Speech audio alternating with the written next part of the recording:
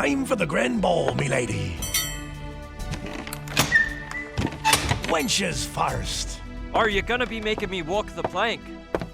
Aye, aye, you sad mutt. But chin up. In recompense, you'll be meeting the bravest hidalgo who hath hoisted the Jolly Roger.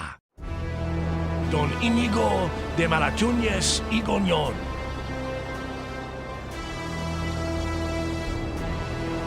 Captain, the limey's ready. It's about time, Husky Hound. Shackle him and be off with you.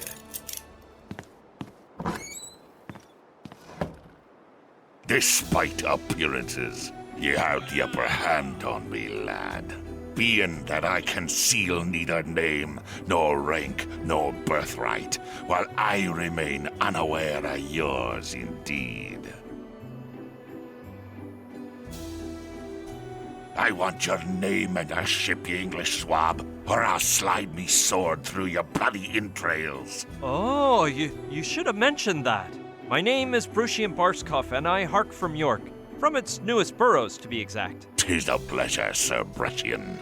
Now would you be so kind as to explain why you've attempted to board me illustrious galleon?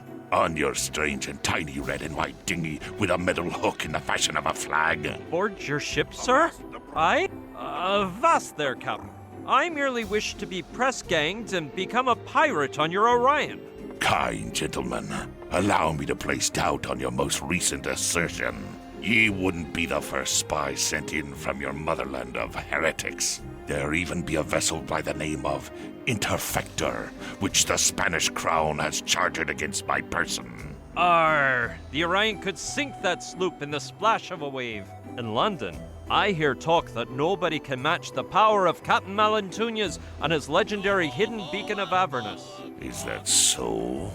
So tell me, lad, what other talk is there about me in them English pubs? Arr, a bit of everything. All good, of course.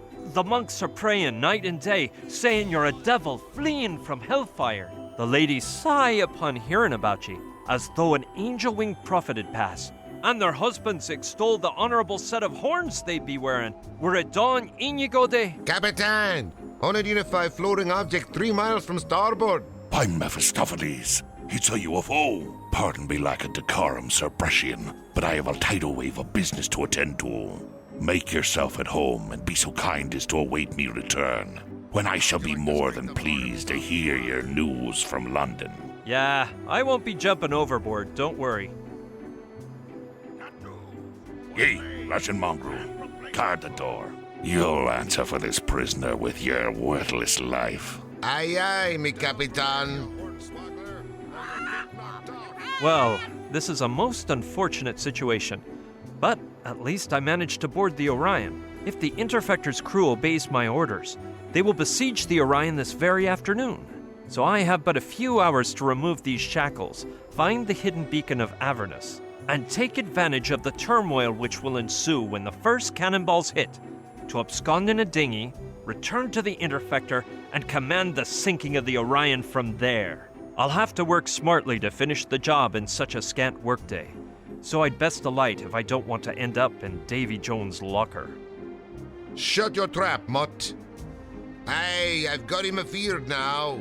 Now I can get down to me business with Demon Dog. She seems to be a prisoner too. With a bit of my fancy talk, maybe she'll help me. Noble lady, allow me to pay you my respects. Save them for the sharks, Monsieur Bruchon. Soon, thou shalt be kissing their keel, with need of their help more than mine. I doubt the sharks would make a banquet of my squalid flesh, but that is not the reason for my arrival on board. You're as imprisoned as myself here, and perhaps we can seek a manner to achieve safe and sound escape from the Orion together. Very apropos, Monsieur Bruchon. Hast thou a plan? Well, I am now designing one. Sooner or later I shall have one. But in the meantime, lady... Camille. Mademoiselle Camille de Le Bouvier. I doubt Malantuñas will throw me overboard. The poor sot is delighted with me. Believe what thou wilt, but thy bones will be gnawed by a Pacific kraken. They'll be left so clean and white that no maggot will find sustenance upon them.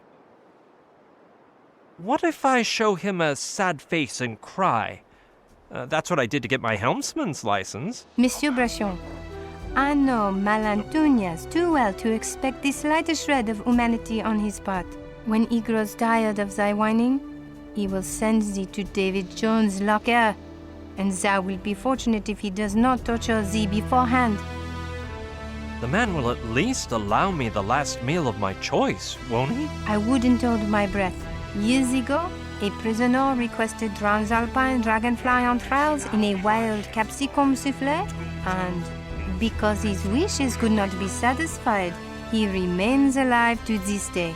Henceforth, a basic meal has been established for plank walkers whose sole choice lies in the manner of ingestion. Because the meal consists of spicy swordfish, I recommend the oral method. I'd wager he'll allow me a last wish before feeding me to the sharks, I do. And which shall it be? I'm warning thee that I wish not to be thrown to the sharks or any similar act, and that the act performed unto me first be tested on the captain. Was abolished by the Tortuga Convention months ago. Well, that junk sunk my strategy. Hook, line, and sinker. This subject matter is too macabre to discuss with a lady. Speak for thyself. What are you doing on board? Upon mooring at Tortuga Island, where I spent my days learning English by reading old tales of overseas adventures, Malantuñas held a contest to press Gang 1 lucky new deckhand, and guess who won? What type of contest? It entailed 3 trials of skill. The sword fight of insults, the theft of sundry idols, and the most pressing of all, the search for treasure. The latter required finding a gold doubloon, which I found in the depths of a chocolatl receptacle. Damn the hour in which I spied that coin. I've never heard of a girl deckhand. Neither thou, nor I, nor Malantuñas, wherefore I took part in the contest in the guise of a haughty lad. I wasn't found out till we reached the high seas, and my neck was spared by dumb luck. May I ask how your womanhood came to be known on board, if it isn't too meddlesome? It is, but I shall respond in a manner concordant with proper breeding. Malantuñas, whose knowledge of numbers and letters resembles his familiarity with honor and gallantry, had the mind to look for a person to write down his memories, so he called for a scribe from among the crew. I alone claimed to know the alphabet, so he demanded I prove my claim. So how did you save your skin when Malantuñas discovered the ruse? Malantuñas touched his mustachio and yelled to his men, "Lady Luck has smiled down on us, ye I sees half-breeds. Do with her as you wish." The crew assembled around me with blood filling their eyes. Well, their eyes and other organs. So at the last moment, I whipped out a dagger from my boot and... A bone-chilling tale of pseudo-biblical proportions, milady. But let us confer on other matters. I can't fathom how you managed to change your fate, for I see you moisten the quill and scribble in that book like a true scribe. The problem, Monsieur Bruchion, was the lack of ink on board, and I refused to follow their suggested procedure, the one whereby drunkards are wont to write their names. Thou must know, it involves great imbibing of grog, and when the bladder's bursting is imminent, removing one's codpiece, aiming and... Speak no further, milady. I already have a picture in my mind's eye. You put a high price on your honor, then. An awful fate I avoided, monsieur. So I simply kneeled and carved my name onto the deck with my dagger. When Malantuñas saw my swift quill move, he ordered me to his quarters. And thenceforward I have spent my days here chained up writing the barbaric memoirs he spews about his life and times. Are you aware of the dark legend told about Malantuñas? But of course, monsieur. Europe's parlors and the New World's ports abound with fables of Malantuñas' duel with the devil, about his beacon of Avernus, his invincibility, and even his sought for immortality. Do you think Malantuñas challenged the devil and won? Such an occurrence is unlikely, monsieur. Nonetheless, his haughtiness and cruelty are so extreme that were he to happen upon Beelzebub himself, he could scarcely amount to less in evil and perversion. and so it is that he would send him back to the fires of hell with the blade of his Toledan sword. Is there any truth to the rumors about his immortality? A trifle, yes, but not much, because it is known that Malantuñas has already reached his 60th fall, though his face seems to reveal no more than 40. Is his invincibility such, or do you think he can be vanquished? A difficult undertaking it would be, monsieur. 3 moons yore, in the environs of Margarita Island, a convoy of 12 armed galleons performed a surprise attack on the Orion. Now the 12 are now fodder for the Krakens and Tritons on the sea floor, while our vessel's sole injury was that of a novice blunderbuss shooter who suffered a self-inflicted wound. Is there any truth to the tale of the hidden beacon? More than thou thinkest, monsieur, judging by the care with which Malantuñas treats it. Moreover, I myself have seen a lost battle turn to victory. Once the captain mounted the brilliant talisman in the boat's figurehead. I'm not the superstitious type, but 'tis true that the beacon holds some power beyond man's understanding. What is the beacon's origin? I do not know with an inquisitor's faith, monsieur. Malantuñas claims he crossed the Styx, took on the seven-tailed dragon guarding Hell's gates, defeated the devil with his sword, and absconded with the beacon. But this damsel resists believing such nonsense. After listening to him for an eternity and comparing the contradictions in his memoirs, I have begun to suspect he pillaged it from an Indian graveyard he visited in the springtime of his life. Where do you say the beacon of Avernus might be? Were it not in this room, it is most likely in the treasure hold. As for the remaining Malatunisian lore, let's leave the superstitions to the dim Spaniards and talk facts. True, 'tis that dim-wittedness has found Spanish soil to be fertile, but no more than in your native England or my beloved France. We'll carry on later, Lady Camille. As thou wishest, Monsieur Brechon.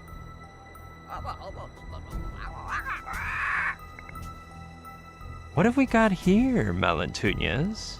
A true ruffian would never play chess. It looks like it was put there to wound any and all passers-by. No, I've got a bad case of lumbago, and my physicians have forbidden me from using all bladed weaponry. Well, considering its blade is short and dull, and that someone left it behind on the writing table, I guess I could regard it as a mere letter opener. Into me trousers, then. There 'tis, a fine letter opener, in the shape of a dagger, though. It's gonna throw my back out of whack, but I will. I thought it would be made of precious metals, but I guess it's just a piece of souvenir merchant junk.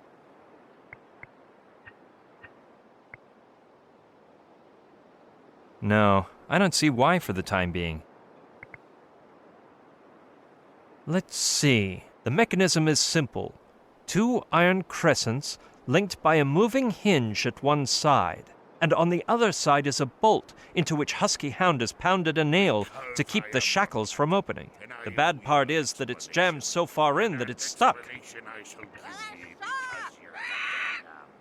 Yes, the crosses on the handle of the dagger, I mean the letter opener, are curved toward the tip, so perhaps I can use them to pull out the nail. A shame I can't reach it, because it would really be conducive to my escape. Hark, Lady Camille, I doth throw a letter opener towards thee in the form of a dagger. To what do I owe this honor, monsieur? Allow me to request that you use the curved handle of the letter opener to release the nail sprouting from the beam behind thee, and then to be so kind as to toss the metal spike towards me straight away. I fail to comprehend the purpose of such tomfoolery, but I shall appease thee. On me that letter opener. Take care not to cause a scandal, or the pirate at the door may hear us. Chance? Alrighty then. A soft blow means yes, a hard blow means no. Chance means maybe. Can you? I think it's coming loose. So, Demon Dog, are you gonna let me in someday? Done. Catch.